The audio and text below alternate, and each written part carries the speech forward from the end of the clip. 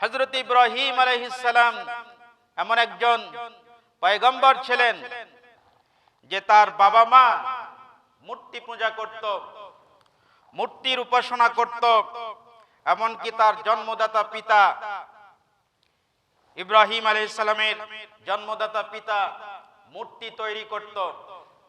আর আপনারা সকলেই জানেন ইব্রাহিম আলাইহিস সালাম সেই মূর্তি পূজার ধারে কাছেও যায়নি, বরং তিনি মূর্তিগুলোকে ভেঙে দিয়েছিলেন। বিচারের দিবসে যখন বিচার ফায়সালা হয়ে যাবে, মানুষেরা যখন জান্নাতে যাবে, জাহান্নামে যাবে, জান্নাত জাহান্নামে যাবার পরে জাহান্নামের উপরে উঠে যাবে ইবলিস শয়তান। সেই দিন শয়তান জাহান্নামীদের মনোকষ্ট, তাদের মানসিক যন্ত্রণা বৃদ্ধির জন্য কিছু কথা বলবেন। আল্লাহ রাব্বুল আলামিন এই আয়াতে কারিমায় সেই সমস্ত কথাবার্তা বর্ণনা করেছেন। হযরত ইব্রাহিম আলাইহিস সালাম এমন একজন পয়গম্বর ছিলেন যে তার বাবা মা মূর্তি পূজা করত, মূর্তির উপাসনা করত। এমনকি তার জন্মদাতা পিতা ইব্রাহিম আলাইহিস সালামের জন্মদাতা পিতা মূর্তি তৈরি করত। আর আপনারা সকলেই জানেন ইব্রাহিম আলাইহিস সালাম সেই মূর্তি পূজার ধারে কাছেও যায়নি, বরং তিনি মূর্তিগুলোকে ভেঙে দিয়েছিলেন। সেই ইব্রাহিম আলাইহিস সালামের নামেই আল্লাহ রাব্বুল আলামিন এই সূরার নামকরণ করেছেন। আল্লাহ রাব্বুল আলামিন বলেন, وقال الشيطان لما قضي الأمر إن الله وعدكم وعد الحق। যখন সমস্ত বিচার ফয়সালা শেষ হয়ে যাবে, আল্লাহর বান্দা বান্দীদের মধ্য থেকে কিছু সংখ্যক বান্দা বান্দী যখন জান্নাতে চলে যাবে, কিছু মানুষগুলো যখন জাহান্নামে চলে যাবে, তাফসীরের মধ্যে এসেছে ওই সময় শয়তান জাহান্নামের উপরে উঠে চলে যাবে। সমস্ত জাহান্নামীদেরকে লক্ষ্য করে এই কথাগুলো সেদিন সে বলবে। وقال الشيطان, শয়তান বলবে, ইন্নাল্লাহা ওয়া'দাকুম ওয়া'দাল হক। শয়তান বলবে, নিশ্চয় আল্লাহ রাব্বুল আলামিন তোমাদেরকে ওয়াদা করেছিলেন, আল্লাহ পাক তোমাদেরকে প্রতিশ্রুতি দিয়েছিলেন, আর সেটা হলো সত্য প্রতিশ্রুতি। আল্লাহ রাব্বুল আলামিন তোমাদেরকে যে প্রতিশ্রুতি দিয়েছিলেন, সেই প্রতিশ্রুতি আল্লাহ রাব্বুল আলামিন আজকে বাস্তবায়নের মাধ্যমে তার প্রতিশ্রুতি রক্ষা করেছেন। ওয়া ওয়া'adtukum ফাখলাফতুকুম। শয়তান সেদিন বলতে থাকবে, আমিও তোমাদেরকে ওয়াদা করেছিলাম, আমিও তোমাদেরকে প্রতিশ্রুতি দিয়েছিলাম, কিন্তু আজকে আমি আমার প্রতিশ্রুতি ওয়াদাগুলো আমি ভঙ্গ করলাম। সবাই বলেন নাউযুবিল্লাহ। সেই দিন এই কথাগুলো শয়তান বলতে থাকবে। তো এই শয়তান আমাদেরকে যে ওয়াদা শয়তান করে, সেই ওয়াদাগুলো শয়তান সেদিন ভঙ্গ করবে। যে ওয়াদা, যেই প্রতিশ্রুতি দেয়, সমস্ত প্রতিশ্রুতি ভঙ্গ করবে। আল্লাহ পাক বলেছেন, দেখেন সূরা ইব্রাহিমের 22 নম্বর আয়াতে কারিমায় আল্লাহ পাক বলেছেন, শয়তান বলবে যখন সব বিচার কার্য শেষ হয়ে যাবে, শয়তান বলবে আল্লাহ রাব্বুল আলামিন যে ওয়াদা করেছিলেন, সেই ওয়াদাটা ছিল সত্য ওয়াদা, আমিও ওয়াদা করেছিলাম, কিন্তু আজকে আমি সেই ওয়াদাগুলো আমি সবগুলো ভঙ্গ করলাম, সবগুলো আমি নষ্ট করে দিলাম। সবাই বলেন নাউযুবিল্লাহ।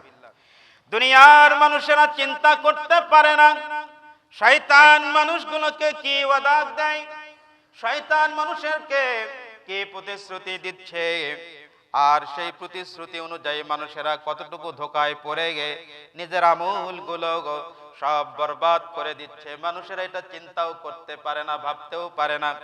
এমনকি সাধারণ মানুষকে যদি জিজ্ঞাসা করা হয়, আপনার জীবনে আপনি কোনোদিন শয়তানকে দেখেছেন? শয়তানের সঙ্গে আপনার কোনোদিন কথা হয়েছে কিংবা দেখাও হয়েছে? অথবা শয়তান আপনাকে কি কি ওয়াদা করেছে, আপনার সঙ্গে কি কি অঙ্গীকার শয়তান করেছে, আপনি কোন কোন অঙ্গীকারের কথা আপনি জানেন? যখন কোন মানুষকে জিজ্ঞাসা করা হবে, কোন মানুষগুলো কিন্তু এইগুলো বলতে পারে না।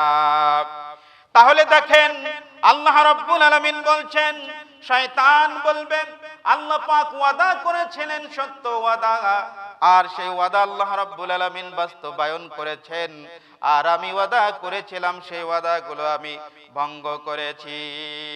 সবাই বলেন নাউযুবিল্লাহ। শয়তান হলো দুই প্রকার। শয়তান সম্পর্কে জানতে হবে। আল্লাহ পাক বলেছেন, নিঃসন্দেহে শয়তান হলো তোমাদের প্রকাশ্য শত্রু। প্রকাশ্য শত্রু কি? যাকে দেখা যায়, যাকে আমরা সব সময় দেখতে পাই, প্রকাশ্য দৃশ্যমান। তাহলে শয়তানকে তো আমরা চোখ দিয়ে দেখিনি।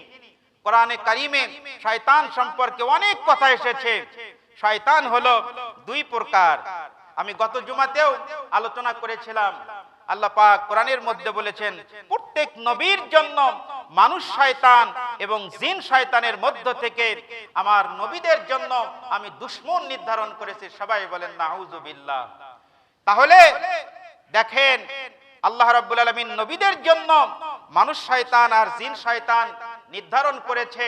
তার মানে হলো এই যে দুই প্রকার শয়তান রয়েছে, যেটা জিন শয়তান, যেটা মানুষের অন্তরে কুমন্ত্রণা দেয়, ওয়াসওয়াসা দেয়, মানুষকে খারাপ কাজের দিকে ধাবিত করে, এই শয়তান দেখা যায় না। কিন্তু মানুষ রূপী যে শয়তানগুলো রয়েছে, যারা আল্লাহকে বিশ্বাস করে না, স্বীকার করে না, আল্লাহর নবীকে বিশ্বাস করে না, আল্লাহর সঙ্গে যারা দুশমনি করে, ইসলামের সঙ্গে যারা দুশমনি করে, এরা হলো মানুষ শয়তান। সবাই বলেন ঠিক কিনা? সেই দিন আল্লাহ রাব্বুল আলামিন মুমিন বান্দা বান্দীদেরকে যে সমস্ত ওয়াদা করেছিলেন, সমস্ত ওয়াদাগুলো যখন আল্লাহ রাব্বুল আলামিন পূরণ করবেন, আল্লাহ পাক বলেছেন, ইন্নাল্লাযীনা আমানু ওয়া আমিলুস সালিহাতি কানাত লাহুম জান্নাতুল ফিরদাউসি নুজুলা। আল্লাহ পাক বলেন, নিশ্চয় যারা ঈমান এনেছে, ঈমান আনার পরে যারা আমলে সালেহ করেছে, ভালো ভালো কাজ করেছে, নেক কাজ করেছে, এমন বান্দাদের জন্য আপ্যায়নের জন্য আল্লাহ রাব্বুল আলামিন জান্নাতুল ফিরদাউসকে আল্লাহ পাক তাদের জন্য নির্ধারণ করেছেন। সবাই বলেন সুবহানাল্লাহ। আল্লাহ পাক ওয়াদা করেছেন, আমাকে যারা বিশ্বাস করবে, আমার নবীকে যারা বিশ্বাস করবে, দ্বীনকে যারা গ্রহণ করবে, আর ঈমান আনার পরে যারা আমলে সালেহ করবে, ভালো ভালো কাজ করবে, আল্লাহ পাক বলেন, কানাত লাহুম জান্নাতুল ফিরদাউসি নুজুলা, তাদের আপ্যায়নের জন্য, তাদের বসবাসের জন্য, তাদের মেহমানদারির জন্য, তাদের বাসস্থানের জন্য আল্লাহ রাব্বুল আলামিন জান্নাতুল ফিরদাউস নির্ধারণ করেছেন। সকলেই বলি সুবহানাল্লাহ। তার মানে আল্লাহ রাব্বুল আলামিনের বান্দা বান্দীদের মধ্য থেকে যারা ঈমান এনেছে, আর ঈমান আনার পরে যারা আমলে সালেহ করে, নেক কাজ করে, আমলে সালেহ গুলোর মধ্যে কিছু কিছু ভালো কাজ রয়েছে যেগুলো আল্লাহ রাব্বুল আলামিন বান্দার জন্য ফরজ করে দিয়েছেন, যেমন সালাত, সাওম, হজ, যাকাত। আবার কিছু কিছু আমলগুলো আল্লাহ রাব্বুল আলামিনের পক্ষ থেকে বান্দাকে অবকাশ দেওয়া হয়েছে, ইচ্ছা করলে বান্দারা এগুলো আমল করে তার নেকি অর্জন করতে পারে, বেশি বেশি সওয়াব অর্জন করতে পারে, আল্লাহ পাকের সন্তুষ্টি অর্জন করতে পারে। সুতরাং ঈমান আনার পরে আল্লাহ পাকের বান্দা বান্দিরা যদি নেক কাজে জীবন অতিবাহিত করে, এমন মানুষদের জন্য আল্লাহ রাব্বুল আলামিন পরকালে জান্নাত নির্ধারণ করেছেন। শয়তান যখন দেখতে পাবে মানুষের বিচার হবার পরে আল্লাহর মুমিন বান্দা বান্দিরা জান্নাতে চলে গেছে, আর আল্লাহর নবীর দুশমনেরা, ইসলামের দুশমনেরা, আল্লাহর নবীর সঙ্গে যারা শত্রুতা করত, আল্লাহকে যারা স্বীকার করেনি, আল্লাহকে যারা মান্য করেনি, আল্লাহর উপরে যারা ঈমান আনেনি, তাদের ঠিকানা হয়েছে জাহান্নাম। এই বিচার ফয়সালা যখন হয়ে যাবে, শয়তান তখন জাহান্নামের উপরে দাঁড়িয়ে দাঁড়িয়ে এই কথাগুলো সেই দিন বলতে থাকবে। সবাই বলেন সুবহানাল্লাহ।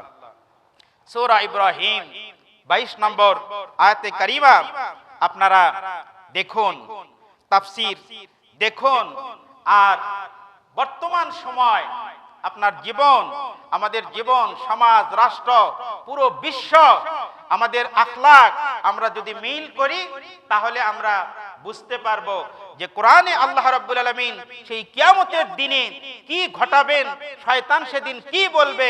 এমনকি আম্বিয়া আলাইহিস সালামের মধ্যে অন্যতম একজন আম্বিয়া আলাইহিস সালাম, আল্লাহ রাব্বুল আলামিনের নবী, আল্লাহ রাব্বুল আলামিন সেই দিন তার সঙ্গে কি কথাবার্তাগুলো বলবেন